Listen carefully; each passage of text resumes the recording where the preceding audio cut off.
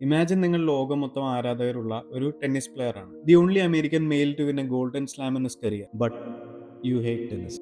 Andry അഗാസിയുടെ father Emmanuel Agassi ഇറാനിൽ നിന്ന് അമേരിക്കയിലേക്ക് മൈഗ്രേറ്റ് ചെയ്ത ഒരു കസിനോ വർക്കർ ആയിരുന്നു. അദ്ദേഹം ഒളിമ്പിക്സിൽ ഇറാനെ റെപ്രസെന്റ് ചെയ്ത ഒരു ബോക്സർ കൂടിയായിരുന്നു. ഇമ്മാനുവൽ അഗാസിക്ക് ഒരു ഒബ്സഷൻ ഉണ്ടായിരുന്നു, എങ്ങനെയെങ്കിലും തന്റെ മക്കളെ ടെന്നീസ് ചാമ്പ്യൻസ് ആക്കുക എന്നത്. പക്ഷെ അദ്ദേഹത്തിന്റെ മുതിർന്ന 3 മക്കൾക്കും അദ്ദേഹത്തിന്റെ പ്രതീക്ഷയ്ക്കൊത്ത് ഉയരാൻ കഴിഞ്ഞില്ല. അങ്ങനെ ഇമ്മാനുവലിന്റെ പ്രതീക്ഷകളുടെ എല്ലാ ഭാരവും ഏറ്റവും ഇളയ മകനായ ആൻഡ്രി അഗാസിയുടെ ചുമലിലായി.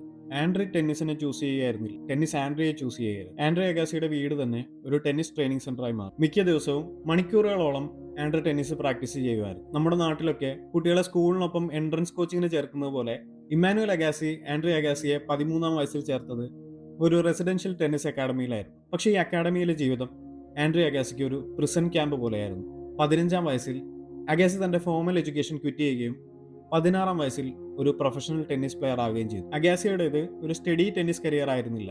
1995-ൽ വേൾഡ് നമ്പർ 1 ആയിരുന്ന അഗാസി പക്ഷെ 1997 ആയപ്പോഴേക്കും 141-ാം റാങ്കിലേക്ക് കൂപ്പുകുത്തി. പിന്നീട് 1999-ൽ വീണ്ടും വേൾഡ് നമ്പർ 1 ആയി തിരിച്ചു വന്നു. നമ്മളൊക്കെ മിക്കവാറും അത്ലീറ്റ്സിനെ കുറിച്ച് കേട്ടിട്ടുള്ളത് അവരൊക്കെ അവരുടെ പാഷൻ ഫോളോ ചെയ്ത് ഈ പ്രൊഫഷൻ ചൂസ് ചെയ്യുകയായിരുന്നു എന്നായിരിക്കും. പക്ഷെ ആൻഡ്രി അഗാസി ഓപ്പൺ എന്ന തന്റെ ആത്മകഥയിൽ പറയുന്നത് ഇങ്ങനെയാണ്: I used to hate tennis with a dark and secret passion.